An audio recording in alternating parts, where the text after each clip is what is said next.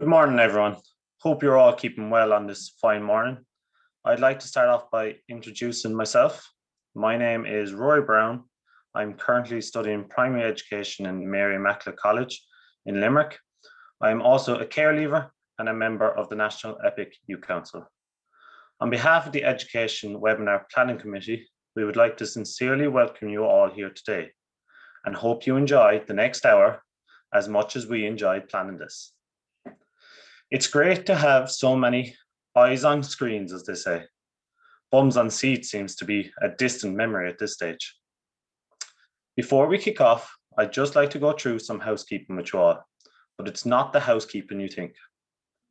You will have noticed that all of your screens have been turned off.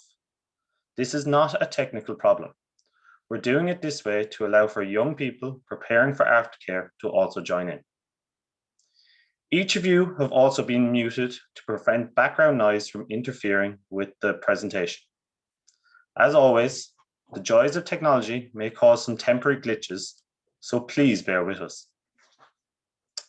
During this session, you will first hear from Dr. Paul Downs, who is an Associate Professor of Education and Director of Educational Disadvantage Centre at DCU, an affiliate professor of the University of Malta. He has been involved in various expert advisory roles for the European Commission, including for its school policy working groups, the European Education and Training Expert Panel, 2018 and 19, to support the EU's post-2020 strategic cooperation framework for education and training, and was a member of the Irish Senate and Parliament Expert Advisory Group on early school leaving.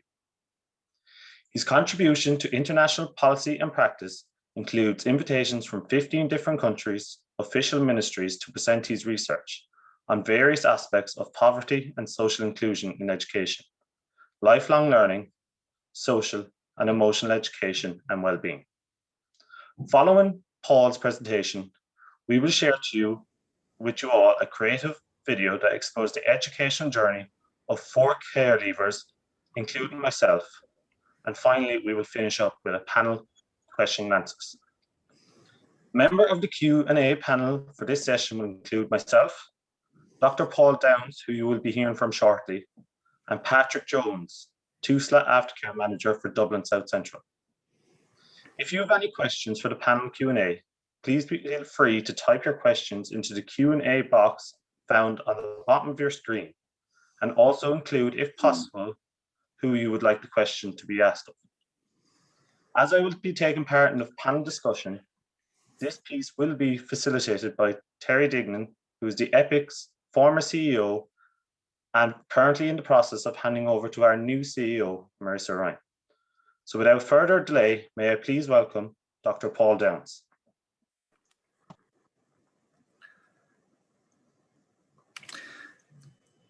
Thanks very much, Rory. Can you all hear me? As I understand, Rory, you're going to put up the slides from your side. Is that right, to kind of ease the pressure on the system? Do you have the slides there?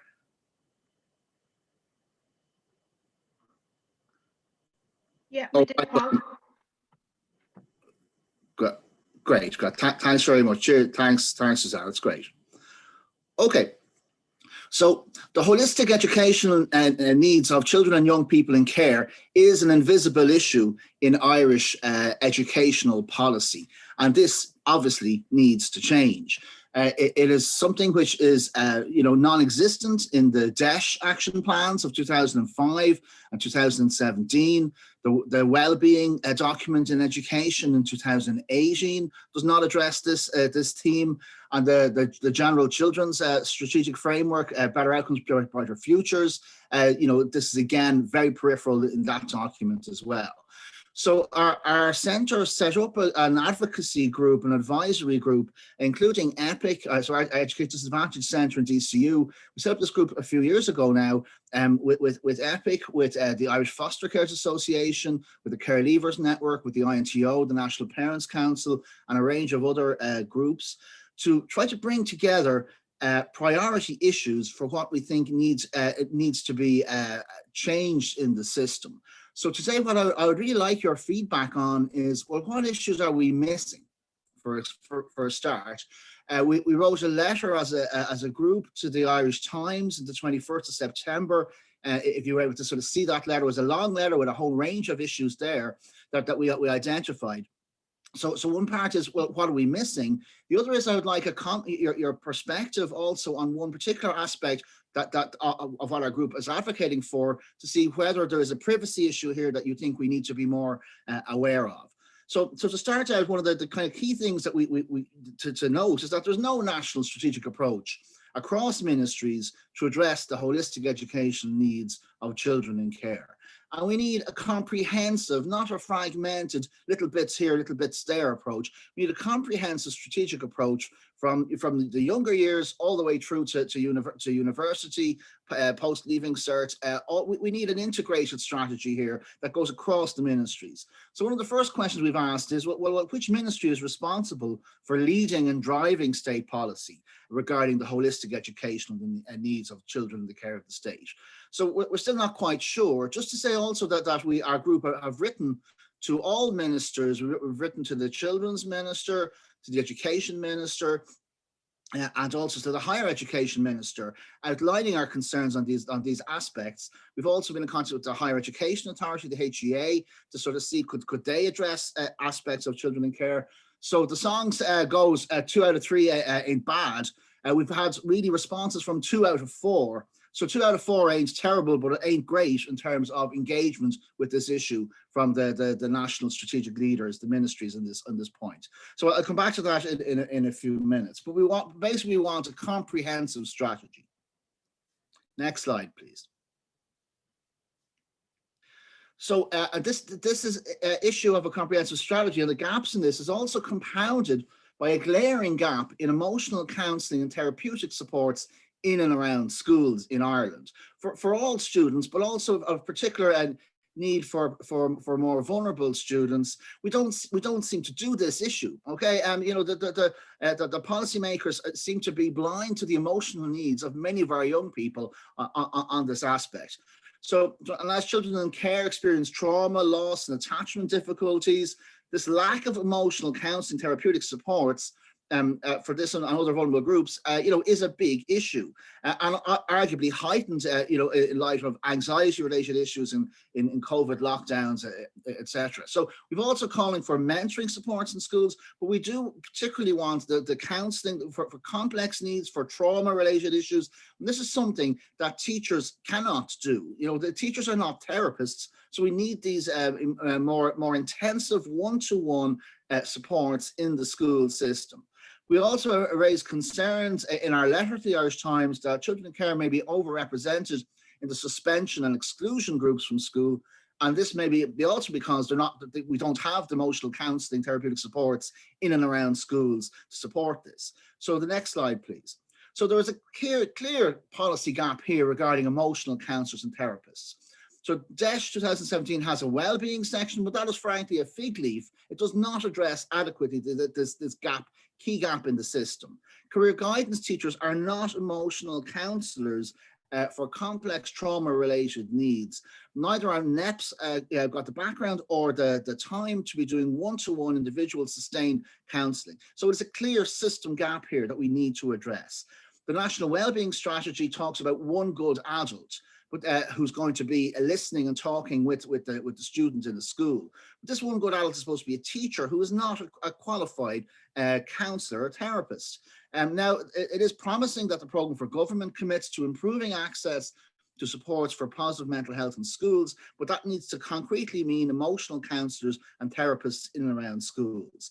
Our own report for the European Commission on early school leaving highlights that a range of European countries have emotional counsellors routinely in schools, but Ireland is out of step with so many in a European context on this issue. So, for example, Czech Republic, Belgium, Sweden, Slovenia, Estonia, and Germany all provide these services in schools. Croatia and Bulgaria even have legislation for this, but there is an absolute policy gap here in an Irish context on it, and programs, pre-packaged programs, do not fill this need. Next slide.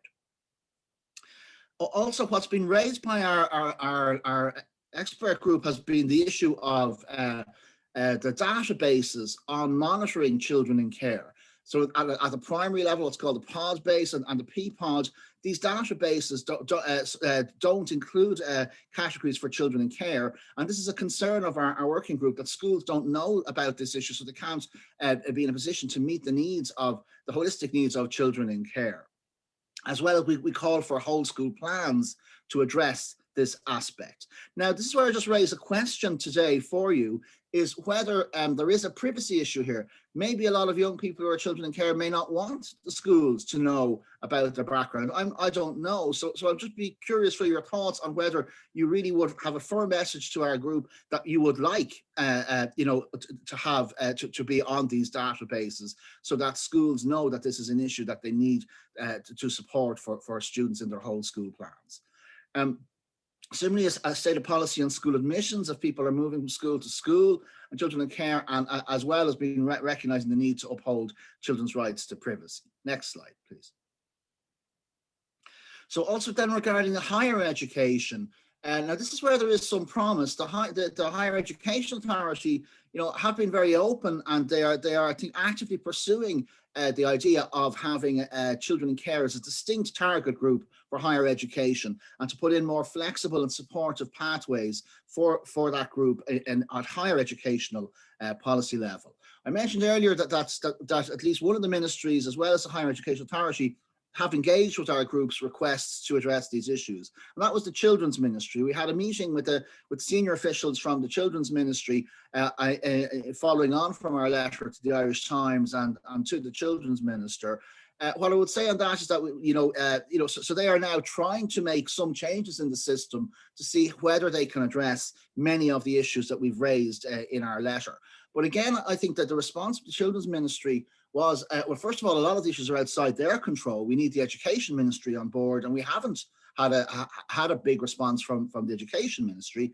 But also, what the Children's Ministry wanted was a kind of to prioritise a few of these issues we've raised, rather than seeing it as a comprehensive need for a strategic reform. So I think what I'm arguing today is that we need not just to have a little bits and pieces here and there, we need an integrated, comprehensive strategy in this area from our state leaders. Just to note also, the Scottish Government has recently announced the removal of the 26 years age cap on the care experienced student bursary in time for the start of the 20 to 21 academic year. Because people with experience of care often do not feel ready to start further or higher education immediately after leaving school.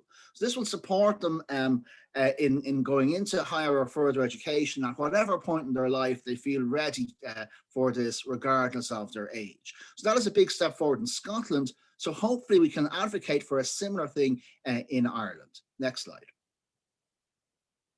And so just to finish on that, just a reference from the European study on emotional counselling. So what I would just say is that it's really just not good enough that this is a largely invisible issue in Irish educational policy. And I hope that people today can realise their power, that's not only about the historic treatment of children in care that is unacceptable in Irish society, but the current treatment and lack of strategic vision for this area from our policy makers, that this needs to change. And I hope everyone, I won't say in the room today, but online today, will actively come together to really, tell the Irish state that this is not good enough, what is currently the situation. Thank you.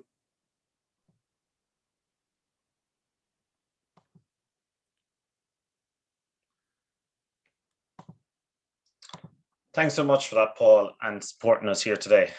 One of the themes that stood out for me while listening to you, and from my own experience, is the lack of recognition of children in care and care leavers as a distinct group with particular needs in comparison to that of our peers, especially with regards to education.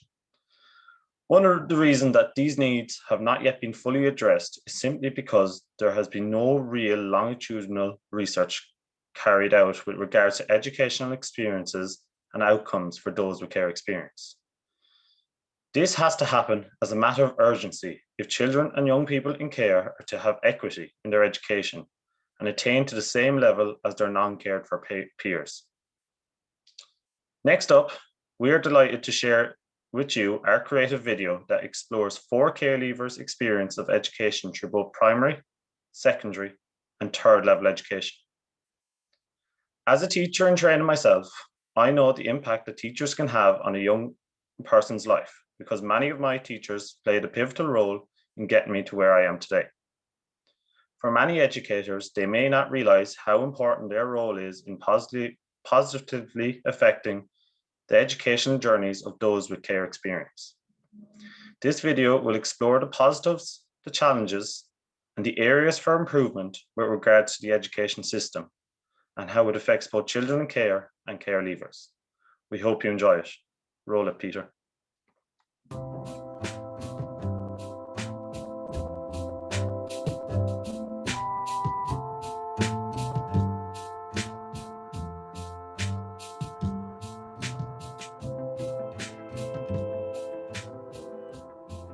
Hi, my name is Angelica, or Angel.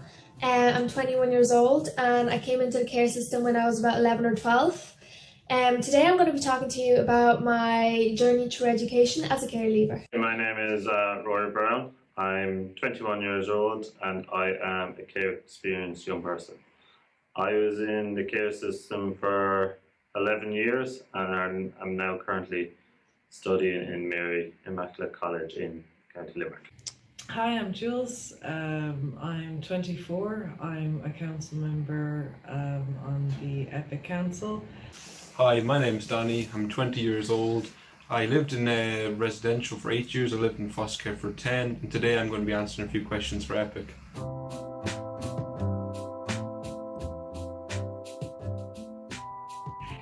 I had a lot going on in my own life, so I found it really, with like my care experience, I found it really difficult to focus in on school and to focus on the subjects that everyone else did. And I kind of felt out of place with everyone else because I had a lot of worries and a lot of kind of issues that kind of, to me at the time, felt took precedence over my education. When I was growing up in care, I didn't really think too much about education. I was more concerned about what was going to happen if I was going to be moving into another home, or what the people are living like, what they were like. While in care, I never really had a focus on planning for my future in education, mainly due to the fact that I was living my teenage life. But I suppose when I got to 5th or 6th year, that planning for education came to the forefront of my mind, because I suppose all my peers were thinking about moving on to education, moving on to college, maybe doing trades, and so I did think about it then, but at the same time I didn't know what I wanted to do.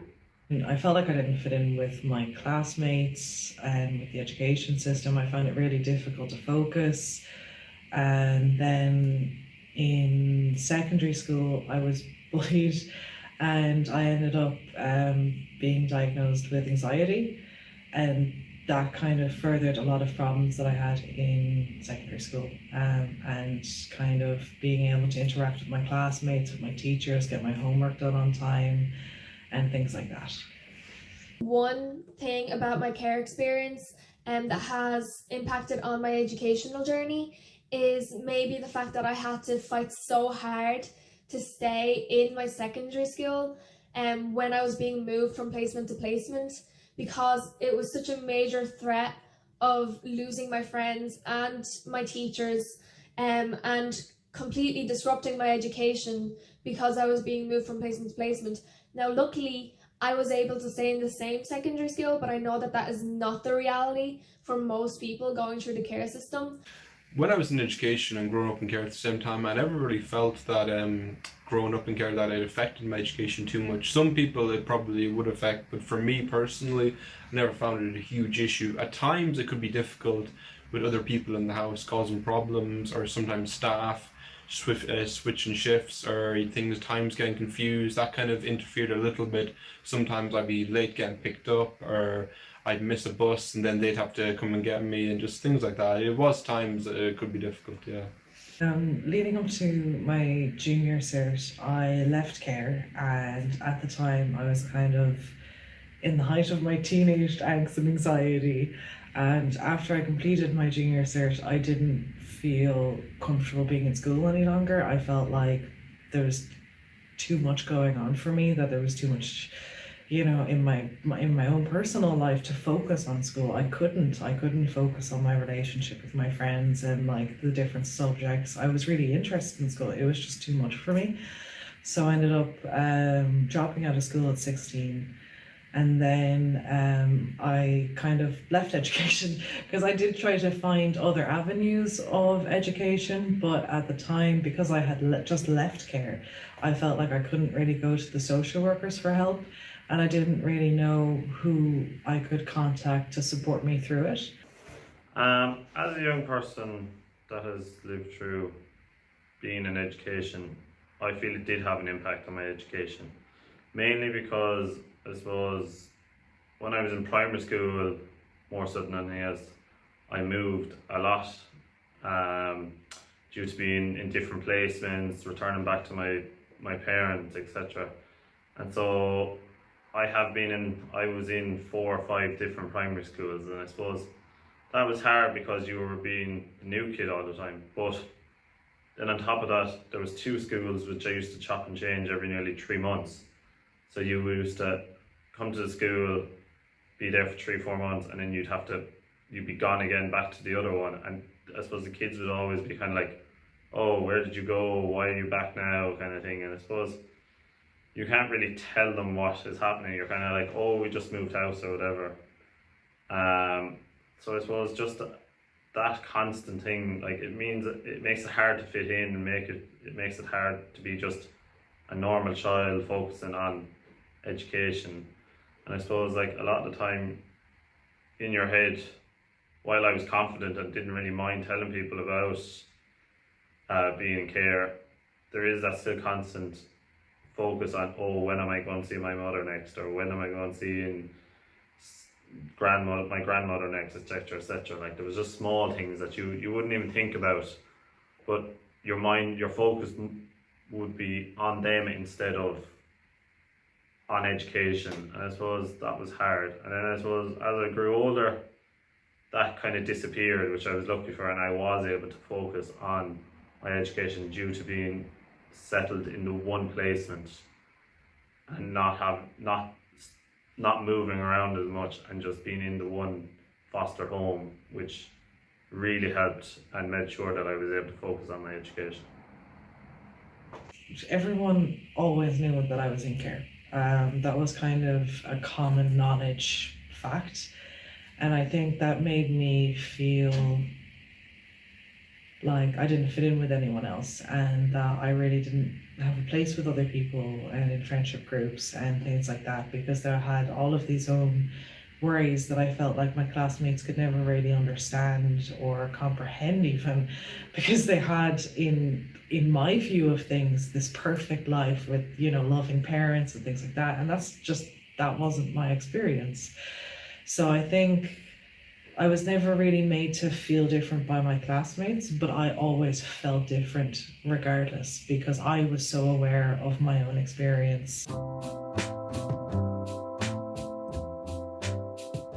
I think there was always a great value and importance placed on education in my life, both with my parents at home and once I went into the care system. My foster carers, my social workers, and all professionals around me placed a massive importance on education and encouraged me to engage with third level education. I feel that some professionals were very positive on my education.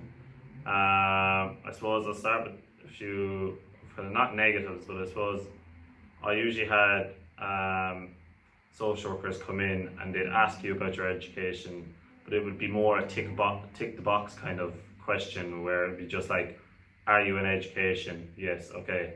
Are you going to progress in education? Yes, okay. And that'd be kind of the end of the education talk, and it was like, it might maybe be, oh, do you enjoy it? And again, just a yes or no, and that would be the end of it. But I suppose in primary school, and I suppose in secondary school, I had one social worker who used to drive us to our access off meetings every few weeks, and she always took interest in our school days and even just what we were doing in school. And I suppose that was kind of very nice and positive, because you were able to talk about it with her, and she'd ask you questions about how you were getting on, different things, and I suppose even just the day-to-day things, how are your friends, or who are your friends, and things. And I suppose along with that, I had foster carers that did the same thing, that just took an interest in my day of education, showing that they kind of cared about my education and cared that I was in education due to that interest in it. To be completely honest, I don't really feel like professionals or even anyone else really had a positive, well, not, but that had a positive impact on my education. I felt like they said it a lot, like they continuously repeated, education is important, but for me, that meant very little in the grand scheme of things, and with everything going on. At the time, and even now, I kind of felt like one of the only people that really did understand it and did really try to support me in my education was my best friend.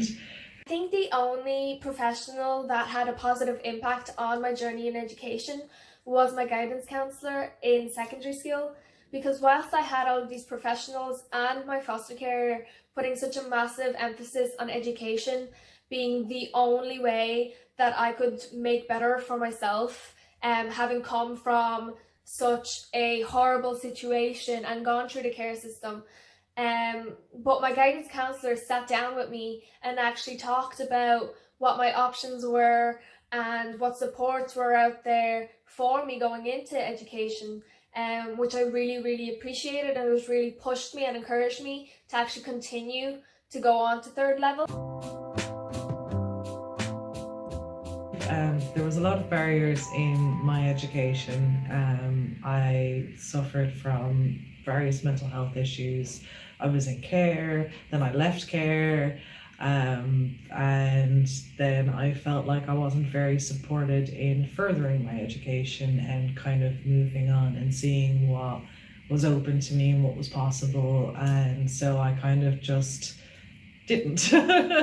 And kind of over the years, I did get back into it and I started studying again, but it took a really long time to realize. I think it was until I was 18 and I kind of felt like it was my responsibility, because before then I didn't really feel like it was my responsibility. And then when I was 18, I was like, no, this is my responsibility. I have to do this myself. And so that's kind of what I did from there on.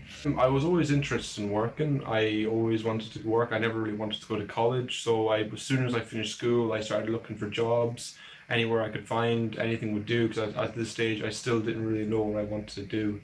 I think when I turned 18, I felt falsely ready to continue into third level education. But looking back now, I feel like it was a very hasty and quick decision, based more so on the fact that I was afraid of not getting my aftercare supports rather than my want of continuing to study or knowing what I wanted to do with my life. So I didn't really feel like I had a safety net transitioning in any aspect of my life. I felt like it was a lot just me trying to figure things out and trying to make things work and trying to understand how it worked, and I think that had a negative impact on my education because I kind of felt like everything was up to me, and with the problems that I was having at the time, I felt like I couldn't really focus on it, like creating my own safety net in that regard. Before I started living on my own, I was still living in the current residential home, and I was still doing my Leaving Cert. But at this time, it was quite difficult because I was trying to do my Leaving Cert and study for it while also trying to find accommodation. Now, the good thing was the staff managed to find one for me, but the problem was that landlord ended up being a nasty person and ended up taking a lot of money off me and not giving it back. So then again, we had to go looking for another place, and this has all happened while I was trying to study for my Leaving Cert. Eventually we found it, but it was after I was done the Leaving Cert. I think transitioning into independent living definitely had an impact on my educational journey. I now had all of these financial expenses, from rent and bills to the normal college student expenses of travel and books and stationery. And on top of that, I had to, find a place to live, otherwise I would be homeless. And I think that was a very daunting and difficult situation to be in as a care leaver. And thinking that you can't even get your education because you have all of these things in your way. The system that's in place is it incentivizes young people to go into education to receive a certain amount of money to keep, due to the aftercare allowance being very heavily linked to education. And so I suppose that pressure from throughout the whole of my education has been that if you do not succeed in that year, you lose your benefits of aftercare, which for many people that financial loss can be devastating, because it's usually what is putting you through college, or it's usually getting you set up for your next journey or next part of your life. So I suppose like there is a pressure there to succeed, and I suppose it has been felt throughout mine, because I remember failing an exam and knowing if I didn't pass that exam that I didn't know what I was going to be doing next. Going into third level education, as a child, I had this really idyllic view of going to college with my schoolmates, finding that one thing that kind of defined who I was. And then as I got older and I went into care, and I realized that I had anxiety and all of those things, I kind of realized that it wasn't something that I was capable of doing. As much as I wanted to, it just wasn't optional, and it wasn't really possible for me to do it. I think that I was extremely lucky as a care leaver to have the support network and safety net that I did have leaving care and going into education, which was my partner and my forever family. And I think they were the most crucial safety net in terms of my mental health and the stress of living independently and going through college. Having somebody that I could lean on and speak to about these things made it so much easier in times where I felt like I just wanted to drop out.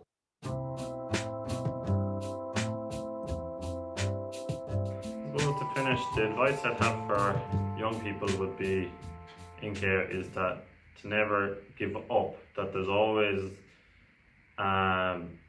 some path that they can follow. Like there's always, like if you're not into your education, there's other paths, there's trades, there's jobs in retail, there's different things that can be done to make sure you succeed. And that, like, I suppose if you are then going into education, to look for the support in colleges, in ITs, in PLC courses. Like there's loads of different people out there that will support you through the journey. And I suppose like for young people that's hard, because I suppose we're not used to having that support, like, or looking for that support, because it's usually comes to you. So I suppose as a young person, if you're watching this, it's just to go do it and just back yourself to do it. And if you want something, just look for it and contact professionals, contact different people to help you. Education might always be harder for those with care experience. In some cases, it's not even possible that you can be in education. And I think that the one thing I kind of want to pass on is that there are always kind of opportunities that you don't see coming.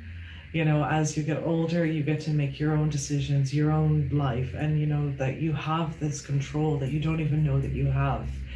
You know, and it all feels really, really overwhelming, especially when you're a kid. But as you get older, it does become easier. As you get kind of more control over your life, you get to choose what you want to do with it. You get to choose where you want to go. You are the kind of main character in your own story. You get to make the decisions, you get to make the choices. And I think that it's really important that you realize, you know, just that there are people out there that will support you, that, you know, there are professionals out there that will help you, and that there's this whole world out there of, like, not just of education even, that will just blow your mind away as you get older. There has to be a focus on, when you're working with young people in care, that there has to be a focus on the long-term development of education with them. So I suppose like through care reviews, as I said, like there was always the short-term goal of, are they in education? But there needs to be more focus on, Are they doing well in education? Are they liking education? Is there something else that they might want to do?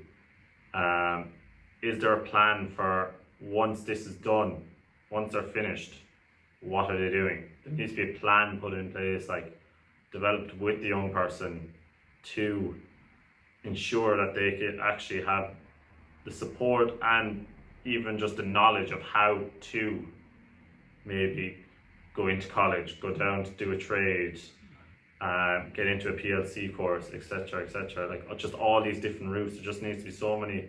There needs to be a plan, and there for education, but also alternative ideas. And I suppose this is something that TUSLA and all professionals need to be aware of and implement, because it is something that young people need to ensure that they aren't just left there at 18, 19 going, what am I doing with myself now?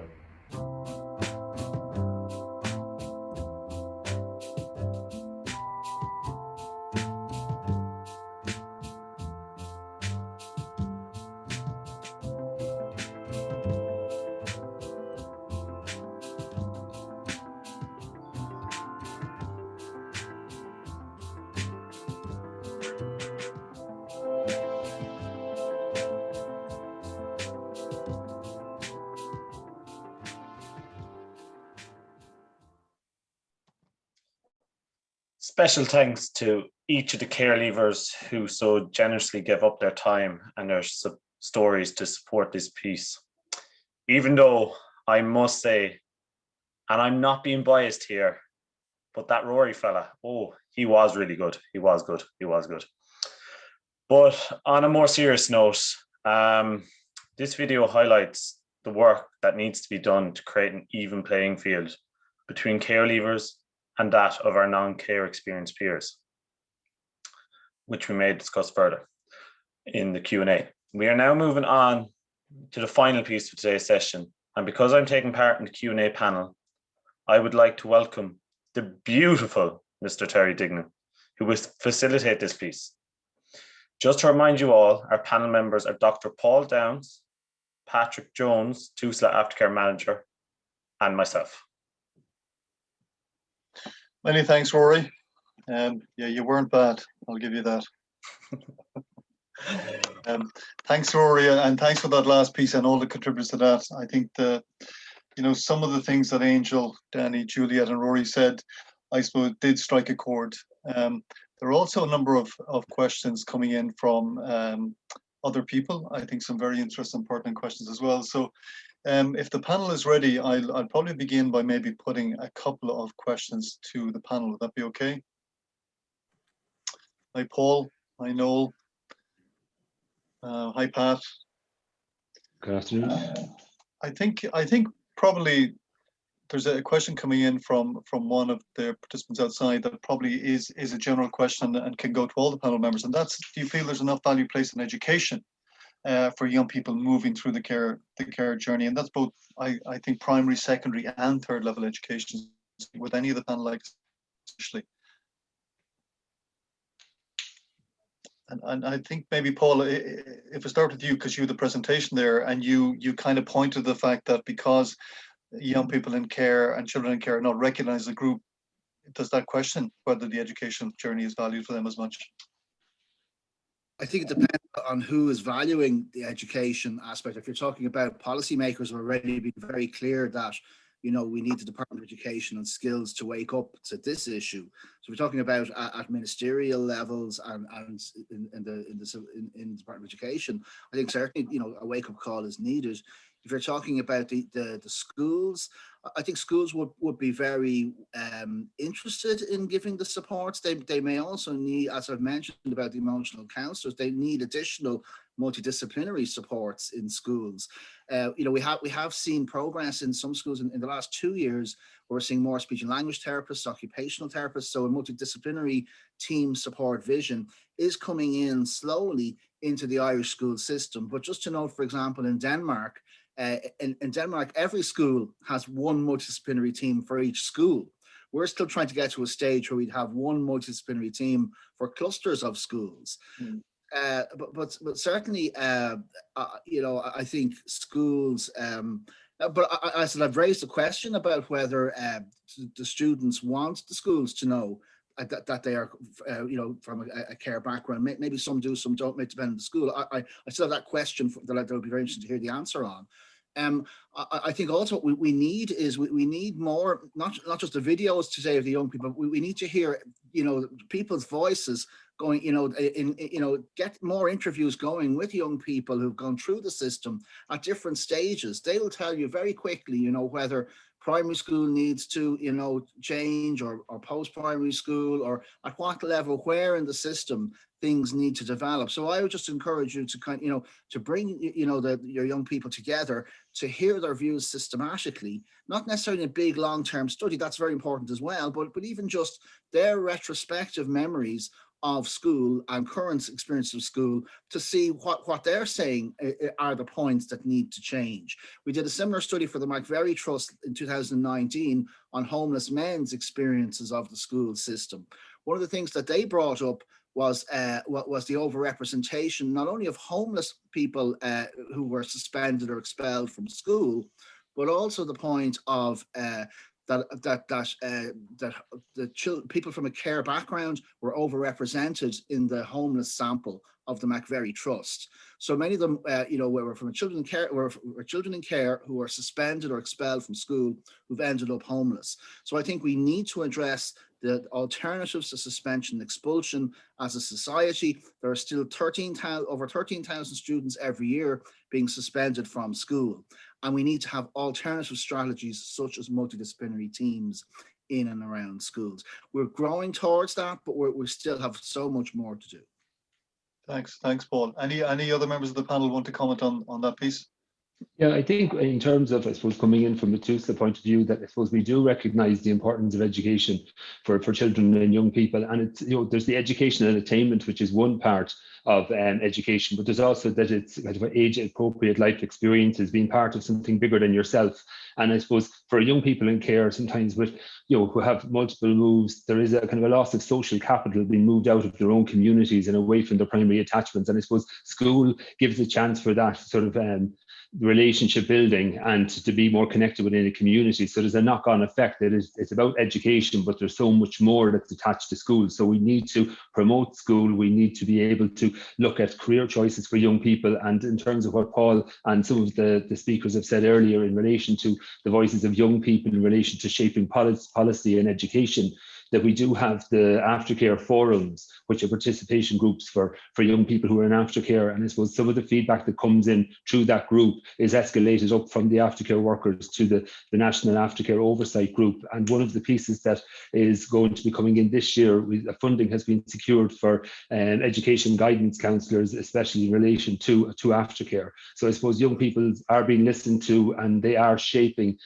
services, and they're helping us to plan and deliver better services. But there is a strong emphasis placed on education by TUSA.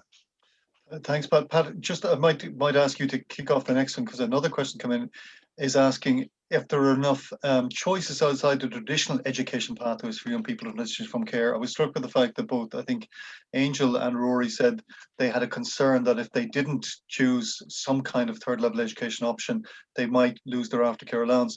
I mean, in terms of other pathways into education or training, I mean, are we doing enough, do you think, in relation to providing other, I suppose, options for young people transitioning from care, in your opinion? Well, I think that the assessment of need process and the aftercare planning process, education is kind of a key part of that, and looking to see what a young person's interests are and what where they would like to go on to further education. I suppose we would support young people in a range of educational settings, from National Learning Network to second level, third level, onto apprenticeships and youth reaches and various different places. Like, education is not always for everybody in terms of the academia and going to college and work more vocational training options are there as well. So the support is there, and we are creative in that piece in terms of identifying a course that suits the young person. And I suppose that's around looking at the career guidance in schools. And there was a recognition that some schools maybe don't have the same type of career guidance as other schools. And I suppose that's one thing that we identify early in the assessment and need process is what is the career guidance like in the school where the young person is attending, and then do we need to look externally for that to ensure that the young person does get a course that they wish to go on. And I suppose that's the key piece about why young people are making choices for education, and I suppose we want them to be able to sustain that place. And I suppose there's a recognition that all of us here today may not have remained on the first college course that we started out, and we may have a very different career path to what we thought we would have when we were 16. And I suppose TUSA recognises that with young people, and we are flexible in terms of funding education and being able to facilitate change. But I suppose there are other funders such as SUSI that have their own criteria, but we are engaging with SUSI around helping young people through appeals process and trying to get additional funding for education. Rory or Paul, any of the other panel members want to speak to that?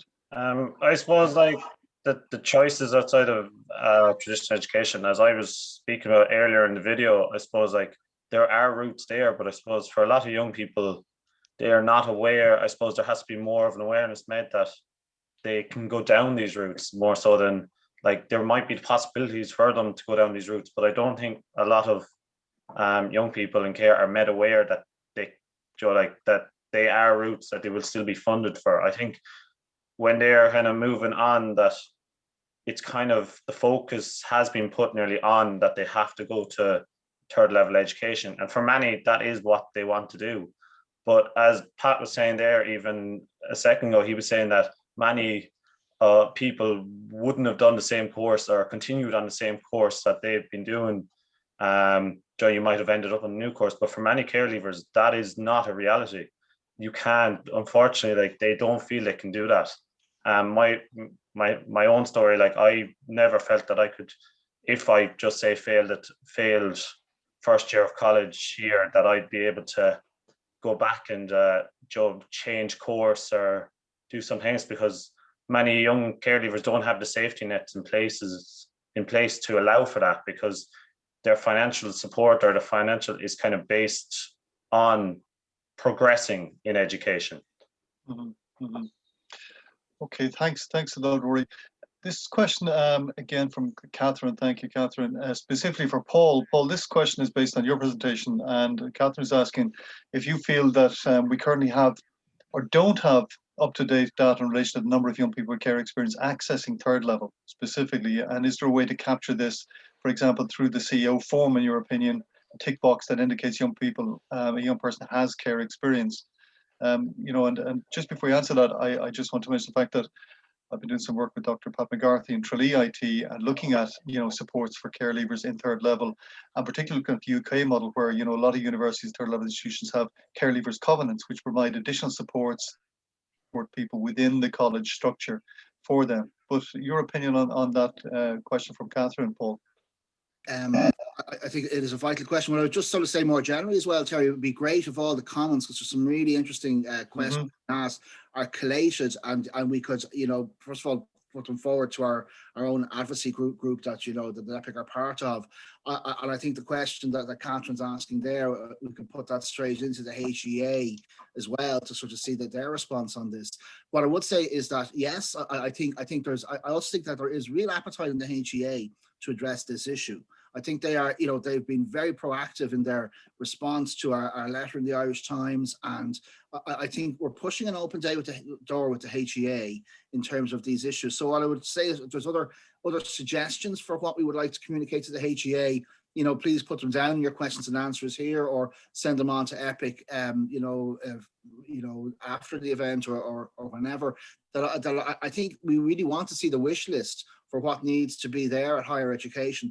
As I said, while the minister had just gave a holding letter and hasn't come back with his officials yet, he's really settling into the role in the new ministry. Certainly the HEA have been very, very open on this issue. So this is, I think, a really quick, easy victory to make this a target group that could be monitored at third level, certainly.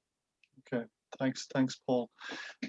Just related to that, then a question's come in as well from Fikra. Thank you, Fikra, who's working in higher education. And Fikra's question is, he'd like to hear from the panelists and their views about what universities and colleges can do to encourage and support care leavers to pursue post-leaving cert qualifications, trades, degrees, etc. I mean, is there things, I've referred to some things that are happening in the UK, but are there things that you feel, in your opinion, we can do better, do more of, or do for the first time to encourage care leavers into third level education, but not specifically traditional third level education, also trades, other forms of training, etc.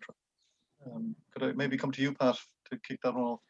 Yeah, I think one of the key pieces for the aftercare services has been the participation in the Aftercare Forums, and if the colleges could engage with students around meeting the needs of young people with a care history who are attending their college and what supports that they require. And again, as Paul has said, and some of the speakers, in relation to maybe that privacy issues that some young people may not want to identify that they are a young person from care, but the colleges, I suppose, unless they know the needs of the group of young people that are in their colleges, it's hard to meet those needs. I suppose the access to IT support is a crucial piece in terms of nationally, Wi-Fi access as well as another issue. I suppose the COVID crisis has sort of demonstrated that the colleges have been very adept at meeting young people's needs in terms of giving them access to IT, giving them access to Wi-Fi, open resources, even in terms of the structure of the courses online and the structure of assignments that are more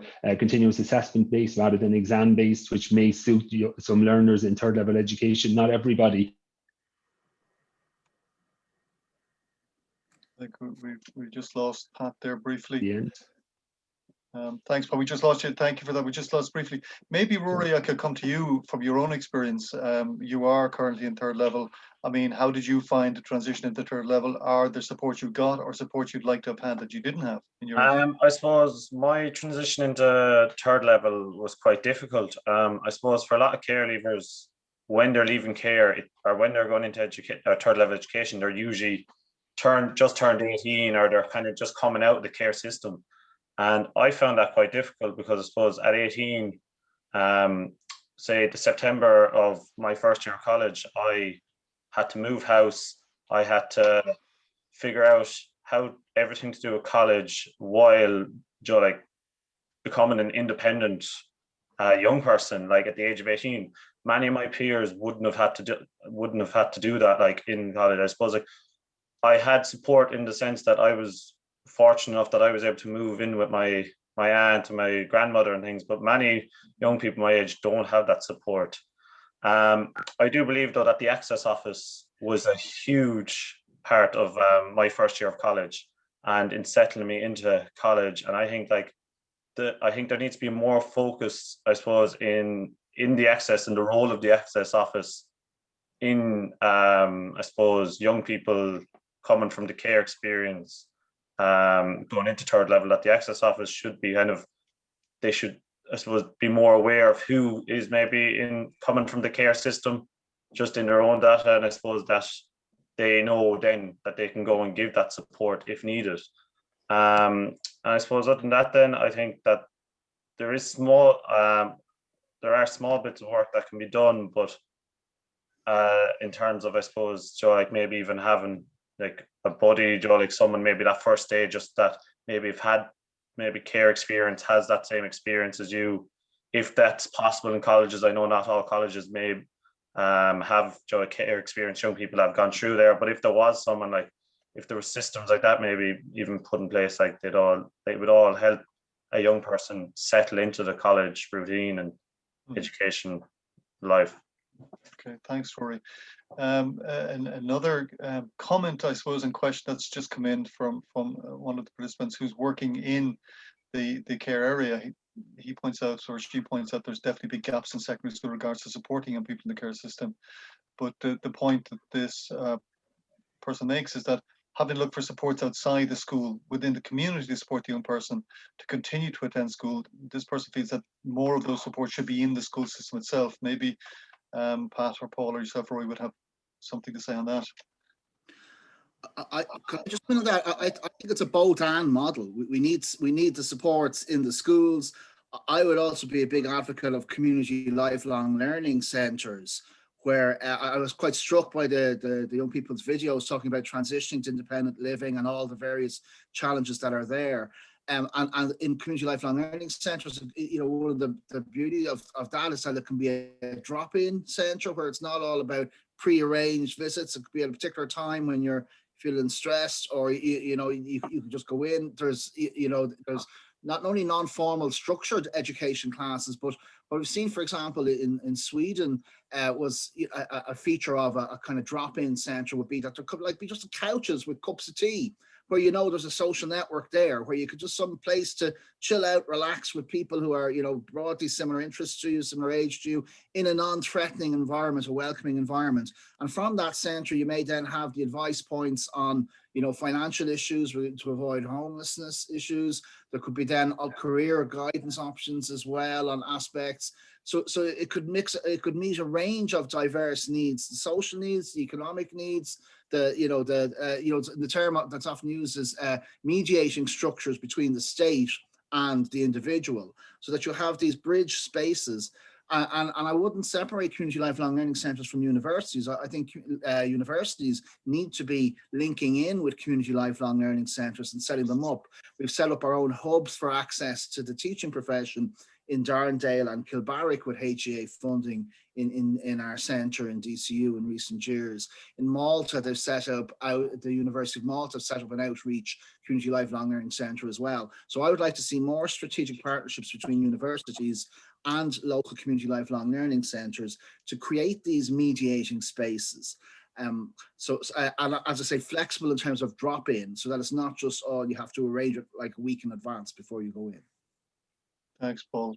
Pat or Rory, anything on that? We have more questions here I do want to get to before we finish. So if you have any comments to make. No, I think those drop-in services are quite good. We are developing the aftercare drop-in services, and I suppose to link that, build up closer ties with the education providers in order for young people to be able to access the education providers through our drop-ins as well. And as Paul said, that flexibility of learning, to be able to step out if needed, or reduce modules, or complete your course over a longer period of time. And I suppose that the other services around that, SUSI and different other education supports, would also match that. I know in Aftercare we can be very flexible about a young person's needs, but I suppose other services need to have that flexibility as well around a young person on their learning journey.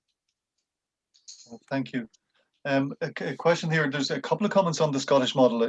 One person is pointing out that the Scottish model has been achieved by strong leadership at government level and state level, and we need to see this. But another person has commented on the Scottish model in terms of extending the age to beyond 26, so that young people can come into education later who may not be ready at the time they transition from care. And a comment made as well in terms of a care experience bursary for this person who has experienced this. He or she says it's been transformational. Now, we have had discussions with various agencies around developing a care experience bursary for young people who do want to attend third level, and provide some funding toward that. I mean, these are some of the things I think, Paul, you have touched on as well.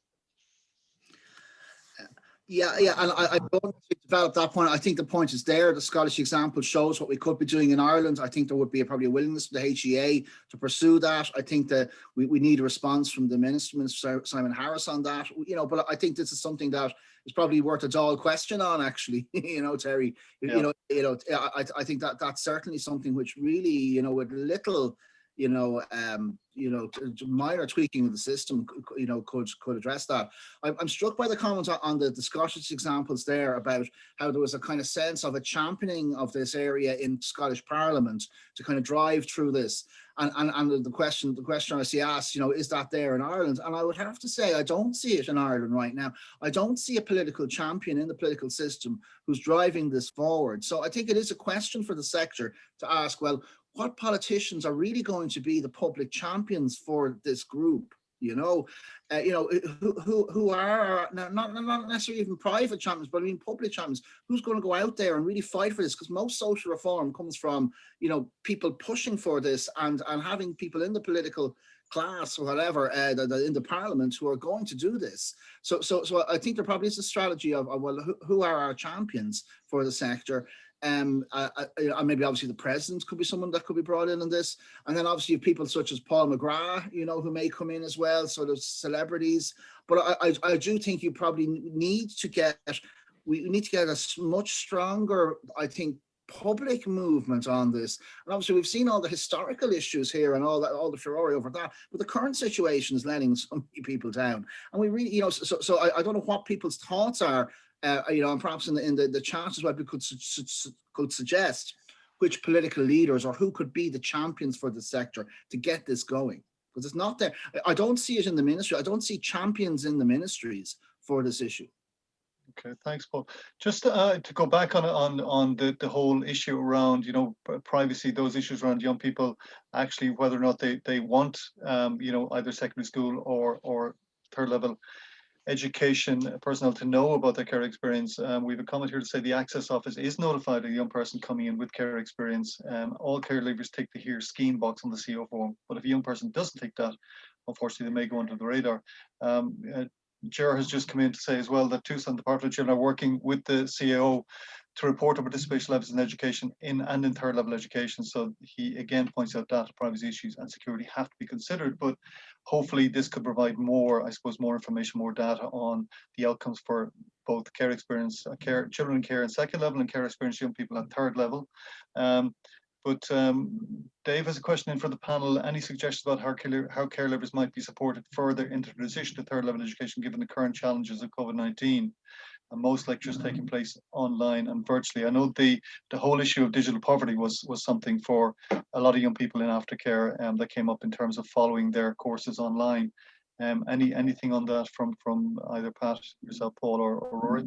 Just from my own experience, I suppose like in Mary, I suppose like with the digital poverty things, I feel they did do a good job in it, that they had a laptop lending scheme in place for anyone that needed it. I think like programs like that need to be in place for young people, not even just in care, but in general, just for young people, like schemes like that when you're going into college, because a lot of even for young people in care, like that buying the laptop or getting the thing, you might not have it. So just having even a lending scheme just like that was very helpful for many, just to get onto that digital platform, get onto that digital learning and allow them to progress in their education.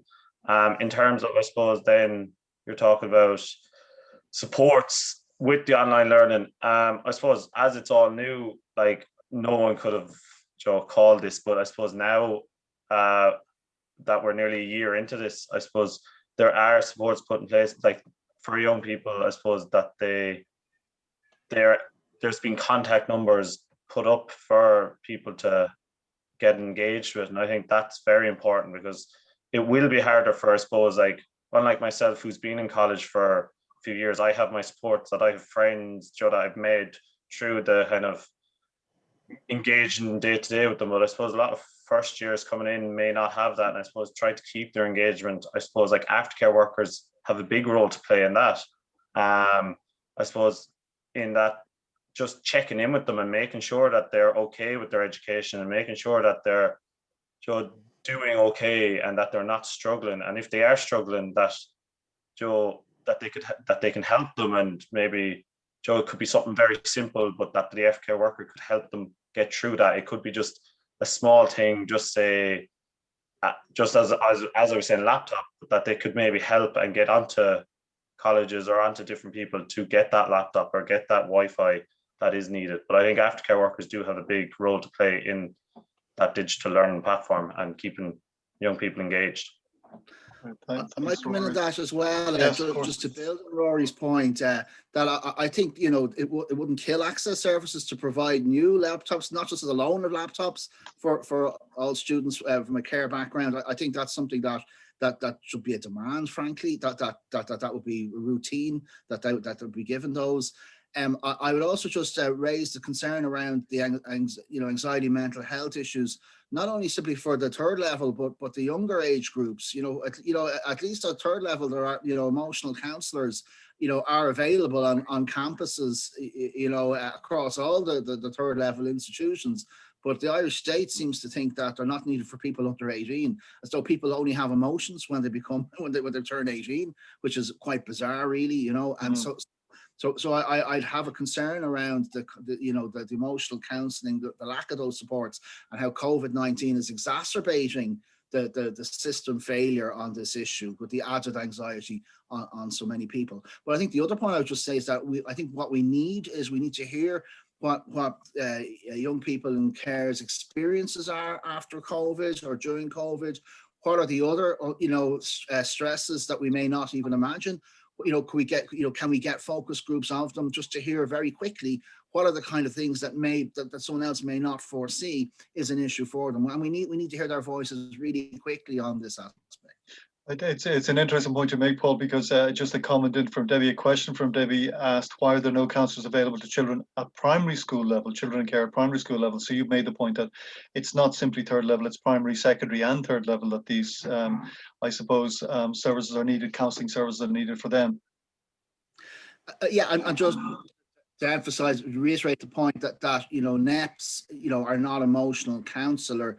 They're not trained in therapeutics background, but they don't have the time as well to give one-to-one individual sustained supports, and career guidance is different again. And also these well-being programs, pre-packaged programs, are not at the level of the complex needs, individual one-to-one tailored support. So that's a gap that it's routine in many European countries. I worked in Estonia for 4 years, a much less wealthy country at the time than Ireland. There was an emotional counsellor in every school in Estonia. Quite unbelievable to me that we can't do that in Ireland. So it's a policy, systemic, historical neglect of emotions in Irish society. That's with the ramifications at primary and post-primary level, which disproportionately impact then on vulnerable groups such as children in care. Okay, thanks, Paul. We're running out of time. We have an awful lot of questions coming in, and we will actually keep all of this. And as Rory said earlier, this is the beginning. These webinars that are presented by EPIC are the beginning, hopefully, of a conversation with many different actors and agencies around the issues we're discussing today. One question that's come in, and it's been kind of, I suppose, echoed in a number of other questions, is because we're placing such, I suppose, importance on education of young people transitioning from care. A couple of questions have come in to say, has thought been given to extending either residential care or foster care for young people who are moving into third level education, to give them that stability, and that continuity to get through their education system? And maybe that's one for, I know it's a difficult question, Pat, but maybe that's one you might speak to very briefly. Yeah, I suppose the accommodation is a key piece in relation to education and sustaining education. I suppose if you go back to Maslow in terms of your needs, how are you going to move into education if you don't have a secure base to work from? And I suppose we are working with different service and accommodation providers in relation to that piece, maybe an engagement piece with the colleges around the student accommodation that's on campus. I know that there are certain groups that do have a designated number of spaces there in terms of young people with a disability, that maybe young people then with a care experience could also be a group, that there could be a number of spaces the colleges could maintain. And I suppose we are looking at various different accommodation options and looking to trying to develop those within TUSLA. And in terms of remaining on in residential units, I suppose there's a lot of kind of requirements for that in terms of HICWA and in terms of the age profile and about adults being in designated children's centres and stuff. So it's not as simple as just sort of saying yes, that young people can remain on. We do grant extensions to young people where there's education piece around exams or leaving cert pieces that the young person is supported and isn't moving during the time when they are completing their education. But I suppose it does warrant a kind of a further discussion. Sure. And Pat, while you're there, a question, I think from probably a colleague of yours around alternative pathways and supports for care leavers in TUSLA, the Social Inclusion Community Activation Programme, which commenced last March. I think he may be looking just for you to comment on that.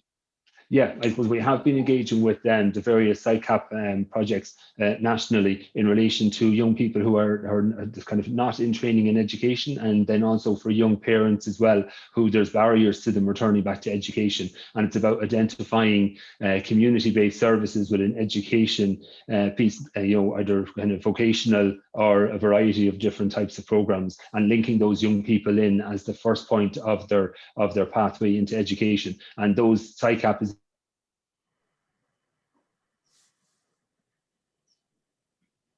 the group that they are linking in. So Great. Thank you for that, Pat. Just lost you there for a moment. You're fine. A couple of things. I am getting to the end of this, but Yvonne Brady, thanks. Yvonne has said that herself and Robbie Gilligan have done an analysis of small data set related care experience applicants to the HERE program and accessing higher education. She says, although it's preliminary, it threw up a lot of questions, and it is a start. So those kind of things are beginning to happen, and we know that movement is being made on giving us more information that can allow us to make more informed decisions around a lot of these questions. I suppose really to finish, the one question in from Rosie is, does the panel think there's sufficient attention in Ireland paid to the education needs of children in care and initial and continuing teacher education? I suppose that's really asking the question of, in terms of our professional training as social care workers, teachers, whatever they might be, is there enough focus on children in care? And I suppose that's particularly for, and you can all speak to this, but Paul, you might kick it off. In terms of teacher training, are teachers aware of the needs of children in care they might have in the classroom or in the lecture theatre? And do we need to do more there? Yeah, well, first of all, I would like to see much more integrated courses, common courses between, for example, social care students and teachers, social workers and teachers, psychology students and teachers, that we to have more cross-disciplinary courses at initial teacher education level. So that would also help into professional working later on. So that is something that we don't do much in Ireland, and we need to do much more of. Now, it is a timetabling issue, but I think it could be done if there was the political will there. So that's that first point. Second point I would say is that I think issues such as attachment theory, all of that would be taught, I would think, fairly routinely for primary teachers. I think it's there. I think probably could be more on children in care, their distinctive needs at primary level, but I would say it's a particular gap at post-primary level in the preparation of teachers that I think it would be worth asking the question. First of all, is psychology of emotional development, is it taught routinely across all initial teacher education providers for post-primary level? I'm not convinced it is. So then if you don't even have psychology of emotion courses, the next question is there attachment theory issues on that? And then you're into the needs of trauma and children in care. And so I think it is a really open question as to whether all secondary school teachers are given that in their preparation or their CPD. And I think that's a question really for the Teaching Council to insist upon, that this is not an optional extra. These issues of trauma are part of a teacher's remit.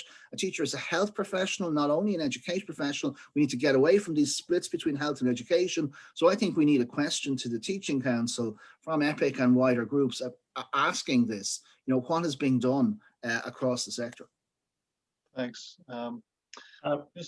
Sorry. Just going on from that, I suppose from my own experience as a teacher in training, I don't think there's enough emphasis placed on the care and children in care. I suppose before I went to do Mary I, most of my peers didn't know about the care system, and even still, they still don't know about the care system and the needs of children in care, I suppose, at that young age. And they're actually only learning from myself more so than anything. Even there's lectures in Mary I suppose, that it's only come to their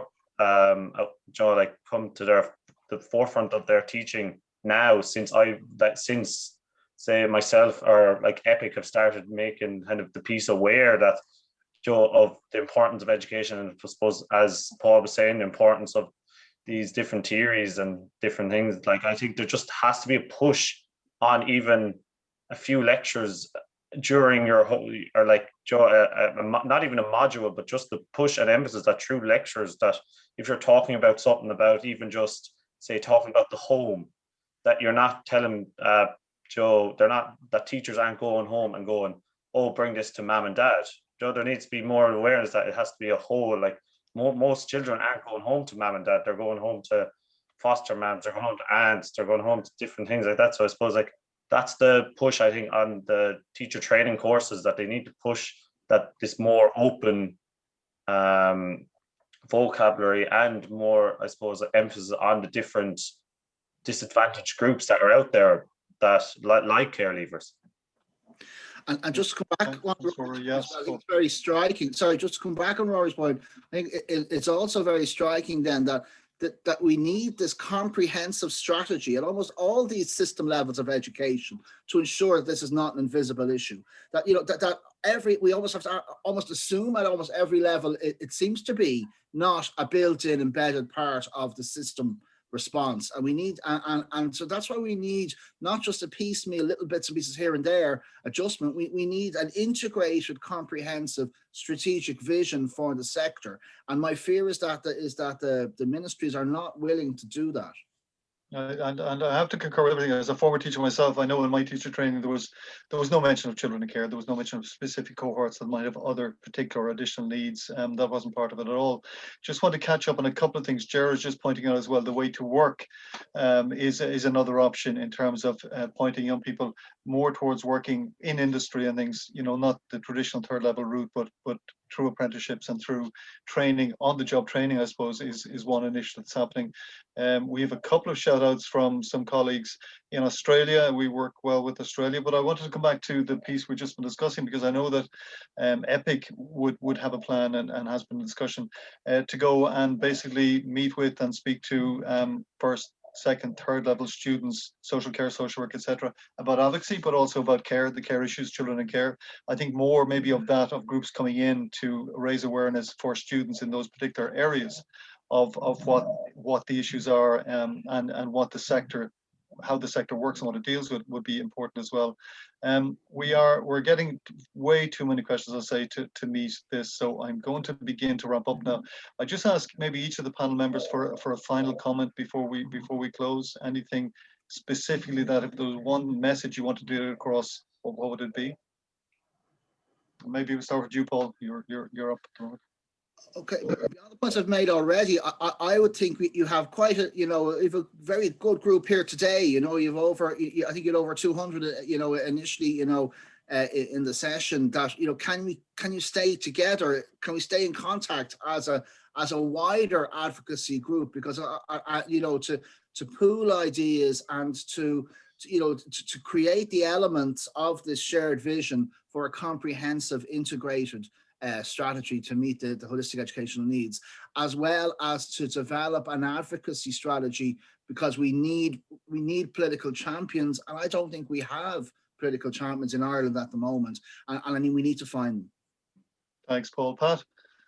Yeah, I'd like to just sort of that the aftercare services are there to support young people. We come with our professional experience and we come with our personal experience of education as well.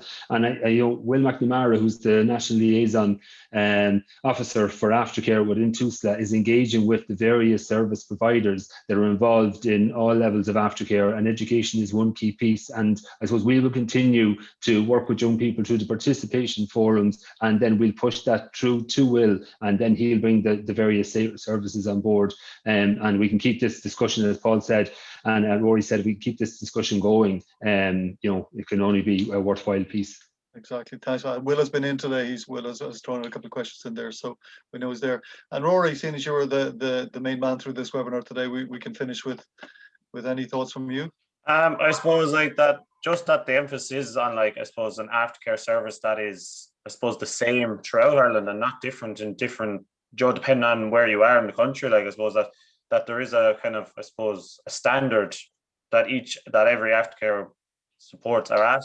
The same with education and, I suppose, access offices, is that there's a standard. I suppose like that we just have a standard that we live up to, and I suppose that young, like, care leavers can know about. They know where they're going. They know, like, what the routine is from, say, A to C, and that they have the support in place to allow them to succeed and to continue their educational journey or to continue their life journey. It doesn't have to be education, but just their journey in life, that they can continue it, and they know where the supports are, they know where to go. I suppose just having that information and that support from the education, like, say, colleges, universities, from the government itself and other agencies throughout Ireland. Thanks, Rory. Fantastic. As I said, yeah, as Paul mentioned there were over 200 people online today for this webinar. Thank you all for attending, and thank you for the questions you've sent in and the comments you've made. I'd echo Paul's piece to please let's keep this conversation moving. Let's continue it. Let's not let it stop here. This can be the beginning of a conversation rather than, you know, a single kind of stop point. I also want to thank the organizing committee for this particular webinar in EPIC. If you have other questions, please do keep forwarding. We will collect those questions. They will inform, you know, further ongoing discussions. But I want to thank all of you here today, the panel, the organizing committee. A really good discussion, I think. Some real food for thought in that. And let's, it's onwards and upwards. So thank you all. Thank you. Take care. Bye-bye.